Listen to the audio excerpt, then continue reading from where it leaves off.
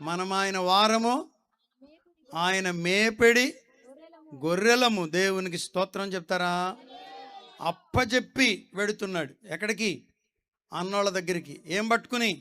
గోధుమలు, రొట్టెలు, జున్నుగడ్డలు. ఎన్ని? హల్లెలూయ. జున్నుగడ్డలు బాగుంటాయా? హల్లెలూయ. మరి జున్నుగడ్డలు పట్టుకుని వెళ్ళాలి పెద్దల దగ్గరికి వెళ్ళేటప్పుడు. చదవండి ఏం జరిగిందో. పంక్తులుగా తీరి ఇదిగో భుజం మేము జున్నుగడ్డలు, భుజం మీద ఏమో తూమెడు గోధుమలు. 38 కిలోలు అంట అయ్యగారు. మరి ఎట్ట మోసాడు? స్తోత్రం. మా అమ్మ చెప్పేది వాళ్ళ తాత అంట రంగూన్ వెళ్ళాడంట, రంగం వెళ్ళాడంట. మీకు తెలుసుగా, ఏరియాలో కూడా వెళ్ళి ఉంటారు. అరే మా తాత రంగం వెళ్ళి వచ్చి 30 ఎకరాలు కొన్నాడనేది. మేము పెద్ద అయినాం కూడా 6 ఎకరాలు ఉంది గారు. తల ఒక 6 ఎకరాలు ఇచ్చాడంట. 5 ఆరులు 30. మా అమ్మమ్మకు కూడా 6 ఎకరాలు ఇచ్చాడు. ఇటు చూడండి, అక్కడి నుంచి రంగూన్ పెట్టెలు తెచ్చారు అయ్యగారు. చూసారు ఎప్పుడన్నా చెక్క పెట్టెలు? రంగూన్ నుంచి నడిచి వచ్చేవాళ్ళు అంట, రంగం నుంచి. మరి అక్కడి నుంచి ఎట్ట మోసుకొచ్చారు? పెద్దోళ్ళు, ఎట్లయినా పెద్దోళ్ళే కదా. తూమిడి గింజలు వేసుకుని, జున్నుగడ్డలు వేసుకుని, రొట్టెలు వేసుకుని వస్తే ఇటు చూడాలి మీరు. ఇటు చూస్తే వీళ్ళు, ఇటు చూస్తే వీళ్ళు. రే హే అని వాళ్ళు, రే రెండురా అని వీళ్ళు తొడలు కొట్టుకుంటున్నారంట. దావీదేమో ఎర్రని వాడే కానీ, చక్కని వాడే కానీ, పొట్టివాడని వాక్యం చదివిన దాన్ని బట్టి అక్కడక్కడ మనకు కొన్ని విషయాలు తెలుస్తున్నాయి. దేవునికి స్తోత్రం. వీళ్ళని చూసి మా పిల్ల సౌదీలో ఉంది. మా కేరళ వెళ్ళని చెప్పాం కదా, మా వదిన గారు అమ్మాయి ప్రిన్సీ మా దగ్గరే ఎదిగింది పిల్ల. నిన్న చెప్తుంది, ఫోన్ చేస్తే, అంకుల్ మేము ఇక్కడే ఉన్నాం, మా పక్కనే పడింది ఒక మిసైల్ అని చెప్తుంది. మిసైల్ చూసింది, అమ్మో భయం వేసిందని చెప్తుంది. యుద్ధ వాతావరణం మామూలుగా ఉంటుందా? వీళ్ళ కత్తులు వాళ్ళ కత్తులు, వీళ్ళ ఈటెలు వాళ్ళ ఈటెలు, పరిస్థితి అంతా బీభత్సంగా ఉంది. వారి మధ్యలోనికి వచ్చాడు ఎవరాయన? దావీదు. దేవునికి స్తోత్రం. ఆహారముతో యుద్ధం మధ్యలోనికి వచ్చిన దావీదు, జున్నుగడ్డలతో యుద్ధం మధ్యలోనికి వచ్చిన దావీదు. దేవునికి స్తోత్రం. ఏంటో ప్రభువా, నువ్వేమో నన్ను పంపావు, ఇక్కడ పరిస్థితి చూస్తేనేమో భయంకరంగా ఉంది. ఏంటో నాయన నువ్వు పంపావు, ఇక్కడ పరిస్థితి చూస్తే నాకేమీ అర్థం కావడం లేదు అనుకుంటున్నాడేమో ఎవరాయన? దావీదు. ఏం జరిగిందో చూడండి. ఎదురై ఇశ్రాయేలీలు ఫిలిస్తీన్లు యుద్ధ సన్నద్ధులై బయలుదేరుచుండిరి. దావీదు తాను తెచ్చినటువంటి వస్తువులు సామాగ్రి వెయిటింగ్ మ్యాన్ దగ్గర, వాచ్ మ్యాన్ దగ్గర పెట్టాడంట. హే బాబు రే, ఇదిగో జున్నుగడ్డలు, ఇదిగో చెప్పు రొట్టెలు, ఇదిగో గోధుమలు. అయ్యా వీటిని జాగ్రత్తగా గాయి. తెలుసు కదా మా అన్నోళ్ళు ఇక్కడ ఉన్నారు, వాళ్ళ కొరకు నువ్వెక్కడికి వెళ్తావయ్యా? వెళ్ళొస్తా, పరిస్థితి ఏందో చూసి వస్తా. చూడాలనిపిస్తుందా మీకు కూడా? మనకెందుకులే అనిపిస్తుందా చెప్పండి?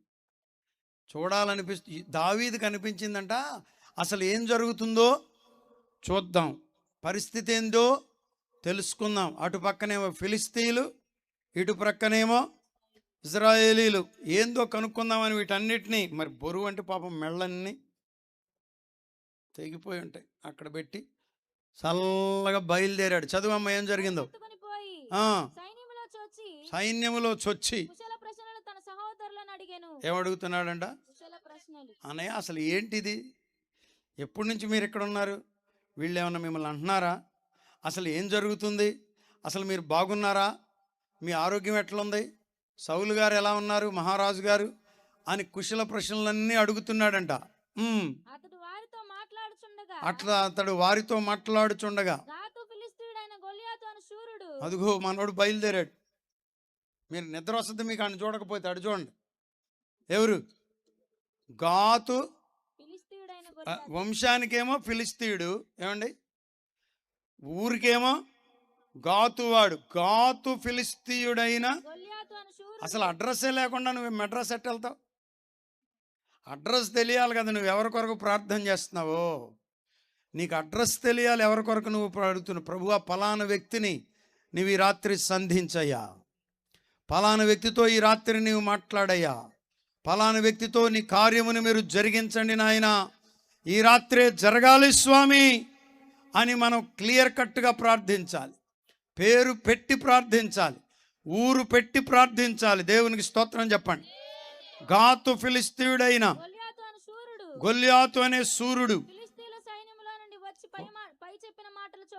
పైన చెప్పిన మాటల చొప్పున పలుకగా దావీదు, గట్టిగా స్తోత్రం చెప్పండి. అందరూ వినడం వేరు, దావీదు వినడం వేరు. అందరూ మాట్లాడడం వేరు, దావీదు మాట్లాడడం వేరు. అందరూ వినడం వేరు, నీవు వినడం వేరు. నీవు దైవజనునిగా వింటున్నావు, ఒక విశ్వాసిగా వింటున్నావు. ఎంతోమంది అంతకుముందు వింటే వినొచ్చు. రాజుగారు కూడా విన్నాడే, వింటే వినొచ్చు. రాజుగారు కూడా వింటే వినొచ్చు.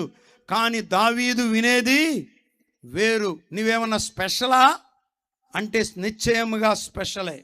అందుకేగా సమూయేలు అతడు వచ్చేటంత వరకు ఆగింది. అందుకేగా సమూయేలు అతని కొరకు ఎదురు చూచింది. సమూయేలు ఏమన్నాడు యెషయితో?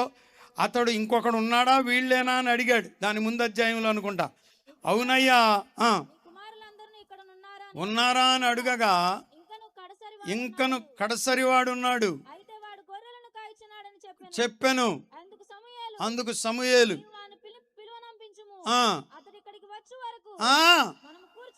ఆ మాట కొరకు చదివిస్తున్నాను. అయ్య గారు, నువ్వు దేవుని దృష్టిలో ఉంటే ఒక దైవజనునిగా కొంచెం తగ్గించాను అవసరమైతే.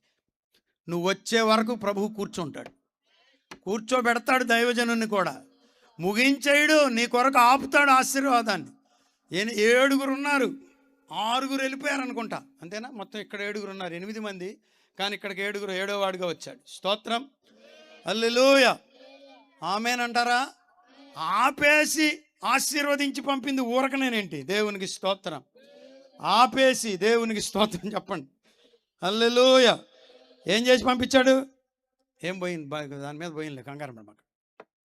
అభిషేకించి పంపించాడు. మామూలు వ్యక్తి కాదు. అందరూ వినేది వేరు, అభిషేకింపబడిన వాడు వినేది వేరు.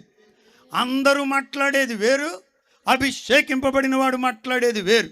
అందరూ పాడేది వేరు, అభిషేకింపబడిన వాడు పాడేది వేరు. దేవునికి స్తోత్రం కలుగును గాక. హల్లెలూయా.